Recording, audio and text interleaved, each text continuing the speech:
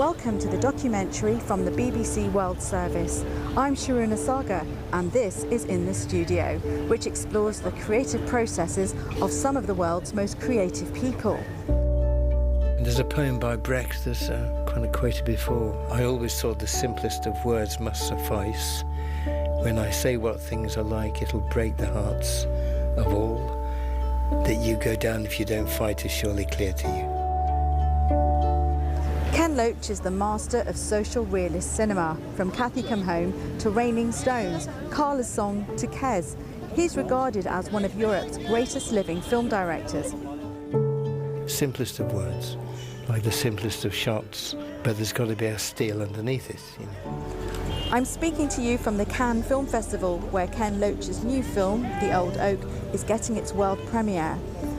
I'm stood by the red carpet waiting for the acclaimed British director, his cast and collaborators to walk past and enter the screening. Ken is one of only 9 directors to have won Cannes' top prize, the Palme d'Or, twice. Once in 2006 for The Wind That Shakes the Barley, and then a decade later for I, Daniel Blake, which was the first of 3 films he made in succession in the northeast of England. It's a spiritual home, this pub. It has been over the years. It represents something that... I've been given exclusive access to the veteran filmmaker as he directs The Old Oak, the final film in the trilogy, and by his own admission, the last feature film he's ever likely to make. I think a film like this would be tricky to do again, just because certain facilities fail a bit.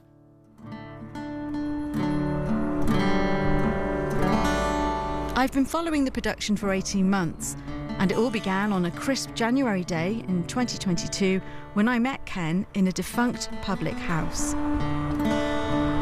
I'm stood outside a red brick pub on the main road going through Merton, which is a former colliery village in East Durham. This is the focal point of Ken Loach's brand new film. Now, I don't even know the name of it yet because it's all been very hush-hush, but I've been invited here this afternoon to a pre-production meeting with Ken Loach, some of his team and the lead actor. So maybe today's the day I get to find out what the film is about and what it's called. As I walk inside, what really strikes me is the sheer size of the place.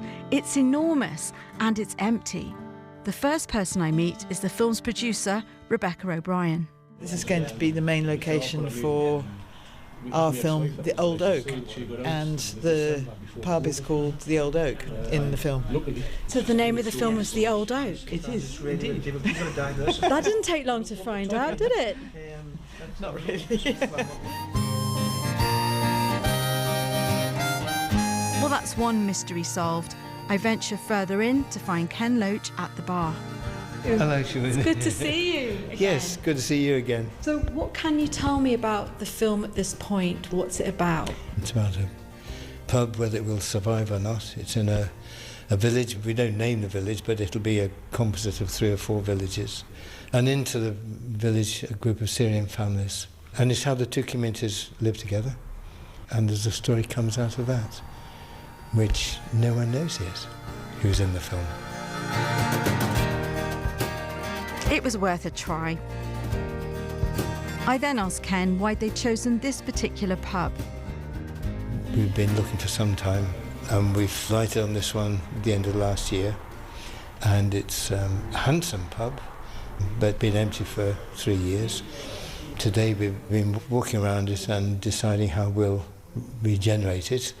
The landlord of the pub, TJ in the film, and Dave Turner, who's going to be TJ, is here to see the pub in its present state and talk about how we're going to bring it back. And Dave actually worked in the pub for some time, so he knows more about it than I do. This is Dave's first look around, and he immediately notices that there's something vital missing: beer. The real-life pub landlord, Gareth, cut off the supply when he closed the premises. I don't know whether, because there's the lines coming from the cellar up here, asked if they're being cleaned. I think he said they've basically been taken out, because I don't know what, in reality, you're going to want to be serving. Because because you're serving real beer, because by the end of the day you could have quite a jolly crew. Together with Gareth and the production designer, Fergus Clegg, they discuss what changes they're going to make in order to turn the real pub, the Victoria, into the fictional one, the Old Oak. So if we were to extend the bar, because obviously we want to keep the entrance, even though it wouldn't be the arch, we'll keep the entrance there. It's really just extending the bar back, just to put something on that empty wall there, just to reflect. The bedroom is across the way, but there are no bedroom scenes, Dave. I'm sorry to disappoint you. Can't get my head down anymore. No, you're awake for the whole film. And it's here that Ken tells Dave about his character's backstory and how he came to own a pub. Your dad was killed in a pit accident, and your mum, with the compensation, bought the pub. Right. And you've inherited it. Right. So I've seen it go from like the centre of the village to being on its knees, basically. Yes, yeah, that's it. I've got an old book, shows you the pits that were in County Durham and Northumberland from the 40s to the 50s, and they're each a red dot, and you see them just over the decades just decline until there's none. Every little dot was a community. Yeah. It was a village with a heart and soul, and one by one they've lost that, and some of them were just actually bulldozed, the villages, so those whole communities were just kicked out. Yeah. This tells the tale of County Durham and the North East in general, really. It's a tale to tell. Yes. As I follow Dave and Ken around listening to them discuss the film, it's clear that Dave has a deep understanding of the background in which the film is set. But apart from a couple of very small appearances in I, Daniel Blake and Sorry We Missed You, he has no real acting experience. And he's the latest in a long line of non-professional actors who've starred in Ken Loach's films, including David Bradley in Kes, Martin Compston in Sweet 16, and Dave Johns in I, Daniel Blake. Ken tells me why he prefers to cast so-called real people in his movies. A film camera can actually see who you are. Inevitably, whether you want to or not, you do a documentary about the person you're filming. You can see their social class, you see how they walk, how they move, how they hold a knife and fork, how they speak, of course. And so you see all that. You see the texture of skin, you know, if someone's on a bad diet, you see it. So if you're going to try and make a film that is authentic, then you have to find people that can withstand that scrutiny. And that means finding people with something in common with the part they're going to play. Dave's a fireman and also works in the FBU and presents himself, has to be articulate. And we wanted someone who was articulate, but who understood the political disillusion of the character, and he certainly does that. All those elements. And you can't fake that on film.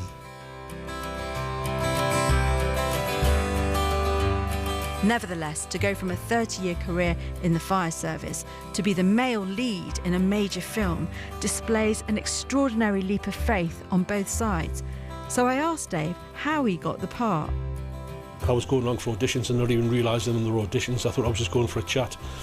Because the way Ken works, you're so relaxed and comfortable, you don't realise that you're actually auditioning. And when I realised it was an audition, I walked out and I had to go straight across the Syrian pub at the central station and just sit and had a pint and just compose myself for 20 minutes because I was just absolutely exhausted and worn out, and it was because what he'd asked us to do and what had happened. And it was I joked to him saying that every time I've done one of these sessions with him, it's like therapy. He calls himself Dr. Loach. You walk out afterwards and you think, I've got no idea where that came from. No idea. I mean, at one point, I'm not going to say I was crying, but I had tears in my eyes. I got that emotional about this one scenario. Part of the impact was that my daughter was becoming ill because of my behaviour. I've got just a hint of a suggestion of what my character's going to be. I've got no idea where the story's going to go. You know he has a dog, though. Yes, I own a dog, yes. The dog's my best mate. Once they identify the specific dog, I've got to bond with the dog. That's going to be an interesting one because, I have a dog at home. It's a shame you couldn't use your own dog. No, my dog is not... he's a little old man and he's grumpy. He's a Chihuahua, right? Yes. Thank you for mentioning that. Yeah. I do prefer Mexican fighting hound. So I have my own dog, but I'm going to have a new mate for this one. Dave even has a say in which dog will get the part as his best friend, as he'll be getting to know the pooch for a few weeks before the production starts. Operation Dog. Yeah.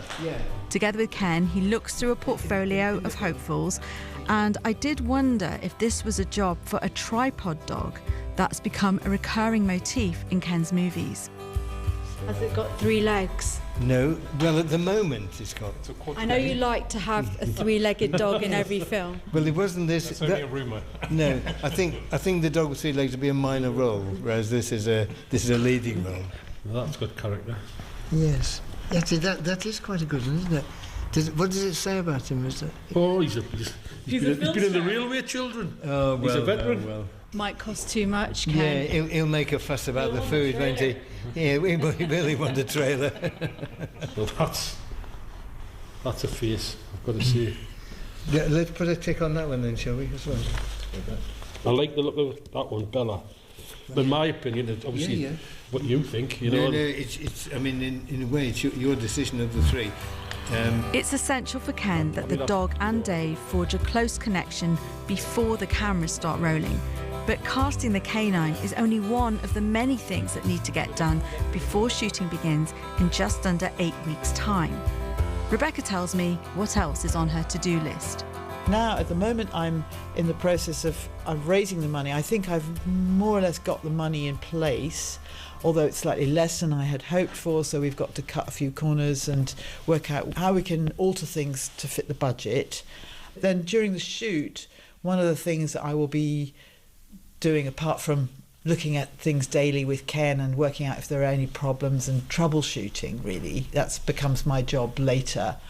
I was curious to hear you just say then that you haven't got all the money that you wanted, because Ken's credentials are phenomenal. Yeah, but these are difficult times for the independent film sector in our country. I mean, Hollywood, of course, has lots of money, but we like to keep control of our own product. We're making films that we want to ourselves. So we're not using famous actors to sell the film. We're selling the film on ourselves. There's a limit to how much funding I can get. Even if it's for Ken Loach? Yeah, absolutely. And our best funders are really in France, I have to say. I mean, the French love our films, so they do well there. So we tend to get a bit more out of France than we do out of here. You're right at the beginning of your journey now, aren't you? So the next few months are going to be really full on. We will see you at the rehearsals, I think. You will, absolutely. Yeah, see you next time. Okay, Right, cheers, take care of this young man. Young, you know. Right, cheers, Ken. Take care. This is the documentary In the Studio from the BBC World Service. I'm Sharuna Sagar, and I've been following the production of Ken Loach's new film, The Old Oak. It's now 2 months since my last visit to East Durham, and this time I've come to the village of Hordern to attend one of the 3 community meetings set up by the production crew to meet local people and maybe sign up some supporting actors. On that specific form, we can put in as much information as you can. There's a little bit there about yourselves. Where you're from as well also is really helpful, because we will be in certain streets that may be ideal, maybe for whereabouts you're from. It's an impressive turnout at the Social Welfare Centre, and there's a palpable sense of excitement in the air. Thank you so much. My name's Mark. I'm the location manager on the film. As I mentioned, the film's called The Old Oak. It is being directed by Ken Loach. Has anyone ever heard of Ken? Yes. Yes, that's good. Great news. In that case, then you'll know a lot of what Ken's work. These events are very important because they reassure the residents, they let them know what's going on and encourage them to be part of the process. So how hopeful are you you're going to get in Ken Loach's film? Very. I'm a Hordern girl, I'm an ex-miner, and I'm an actress, so I'm perfect. I've worked as an extra for like 8 to 10 years now, and they're not really hiring northern-based actors for these shows. So to have something that's actually on my streets and you're hiring colliery people, for me, there's just a no-brainer. I was at a run. But while there's no shortage of people wanting to be in the film, The big problem for Rebecca right now is that one of her stars, Ebla, is not here with them. We're 4 weeks away from shooting the film. Main issue at the moment is that our leading actress, who comes from the Golan Heights, we need to get her a work permit because of Ukraine. They've stopped allowing people to pay for a priority work permit. Now, that means that it will take at least 3 weeks for her work permit to come through, and that's a bit scary. So these are the sort of things that happen, but if she doesn't get here in time, we have to push the whole shoot back, because obviously we need her.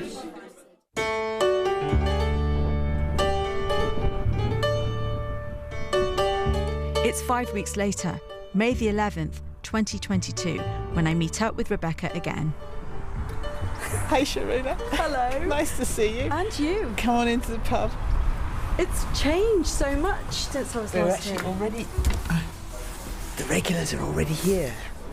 They're rehearsing and they're doing the crossword. Curved paths of celestial bodies of spacecraft. 6 letters. Obviously, orbit. So we're pretty cool. It's a good job we're not doing a film about University Challenge.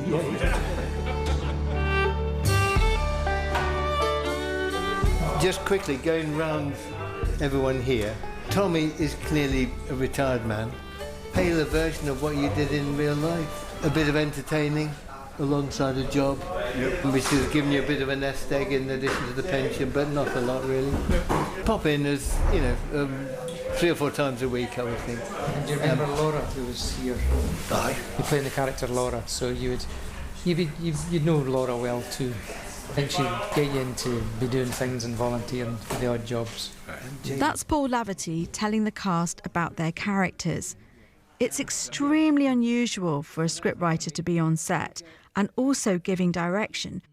But that just goes to show how much Ken Loach believes in collaboration. Paul and Ken have been working this way for decades.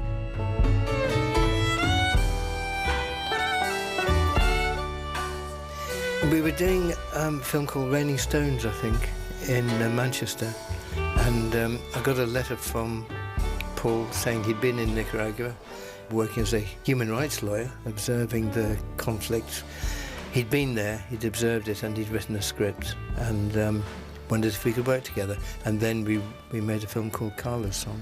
Tell me about your shared vision, because you share a love of football, you share same attitude, same perspective. So tell me a bit about that. Well, I guess it starts with a view of the world, really, which is that society is based on an irreconcilable conflict between those who own and control what we used to call the ruling class and those who sell their labour, the working class, and they have conflicting interests.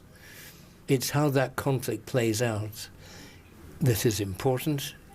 If you show it, you explain the inner conflict, and also to see the possibility of hope, the possibility that this is not a permanent condition, it's a feature of our society now. It's a stage. If humankind survives, it will progress. So how does your dynamic work with Paul? Is he thinking about the next film while you are actually finishing a film, or how does it work? Well, it worked like that for about 30 years. I mean, we were preparing one and finishing another. Time's running out now a bit, so I might be in the stands rather than on the pitch next time. Well, Ken will be 87 by the time this film is officially released. But seeing at first hand how passionate he still is about storytelling and getting as close to the truth as possible, it's hard to imagine him stopping. If that side has a game of darts and this side stays here, what we'll do is we'll work out everyone's situation, whether you're early, whether you arrive This is the early, first time cast members have come together to get a sense of where their characters are coming from. Vic, we'd had a thought about Vic, hadn't we? Yes, do you remember what it was? Yes. We imagined that you maybe worked in security, in several warehouses nearby, so you can just... So Charlie doesn't work now, he's a full-time carer, more or less. Yes, more or less. I don't think you have to be with her all the time, but I mean that takes up, she's in a wheelchair, so she needs help and support. Yeah. But it's not like you can't leave the house, for example. It's not like that. And I would think you do jobs as and when you can. Okay. Because there's a pride to Charlie, I think. So yes, you've done jobs. After those notes, the cast are asked to improvise a scenario that Ken and Paul have come up with. Very good. So we've got 10 minutes, and there's something cropped up from the community centre. I've got hiccups. What they've got going is a plaque to commemorate an event. I mean, it's a fictional event, but let's imagine it. A fictional event in the centre of the village, a big meeting, called by the NUM during the strike. Police were there was a fight, several people were injured, badly injured, and one lad has been in a wheelchair the rest of his life. There's a plaque to commemorate it. You think it's a good idea. The conversation begins with you saying, look, this is the plan, will you all support it? We're going to have a whip round, there'll be events, I think you find it very ill-judged, really. There would have been no violence if there had been no abuse. And also, why are we commemorating a defeat? Right, off you go then, Joe. Over, lads. It's the moment of truth as the actors are put to the test to perform the scene without a script. Their sacrifice, you're just gonna bin. You didn't want to remember. We lost, man. We lost. We lost. We did. Do you want to commemorate a loss? I think what Joe's trying to say is, no, we have the living memory of these events now. Tails between my legs. If we don't put a plaque up now to remember it, the kids in 20 years who don't have a living memory of it, it'll be gone. Okay, very good. There's a script for the first week, waiting back at base. We do the script, of course, but we'll weave in odd little bits around it. So it's not all improvised like this. And the big question, will the pub survive and will it still represent the village?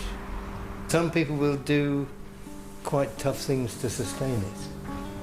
So we'll see how it unfolds. Anyway, thanks for coming. Well, that was really fascinating to watch because it felt so real. It didn't look like anyone was actually acting. Exertion's over. It's now time for a well-earned tea break. But before he can get a cuppa and a slice of cake, I asked Ken why he wanted the cast to act out that disagreement. So we do these little conversations and arguments so they define their relationship to each other, so that when the film starts, they've got a memory of these arguments and conflicts and they know where each other comes from. So this improvisation doesn't actually appear in the film? No, it's not in the film. It's just an argument. They imagine the argument they might have had before it began. Okay, I'll let you go now to get your tea and cake. Okay, very good. All right, Sharuna. Thank you so much. The locals are only half the cast, though, because The Old Oak is also the story of the Syrian refugees who now live in County Durham. And so, with 5 days before filming begins, almost everyone connected to the film gathers at the Glebe Community Centre in Merton. Paul Laverty tells me why this is such a significant point in the process. You know, a script is nothing until it's given flesh and blood. So today's a very special day because we're bringing all the crew together who are magnificent, many, many old friends, and now we just need some good luck and a lot of hard work. You know, everybody's coming together. All the Syrian people we've met, many kind of volunteers and activists who've given us good advice along the way. I mean, it's already been a roller coaster and you haven't even started the actual filming yet. Yes, well, and there'll be a few more ups and downs before we're finished, I'm sure. So I don't want to tempt fate, but glad to be living the process day by day. Fortunately, fate is now on their side. Ebla is in the country after a long and frustrating delay. In the end, we had to put the shoot back by 2 weeks. It cost us a lot of money, but we thought it's better to take the risk and push the shoot in the hope that she would get the visa. Ebla is here. She got here last week, and I can introduce you to Ebla Murray, who's our leading lady.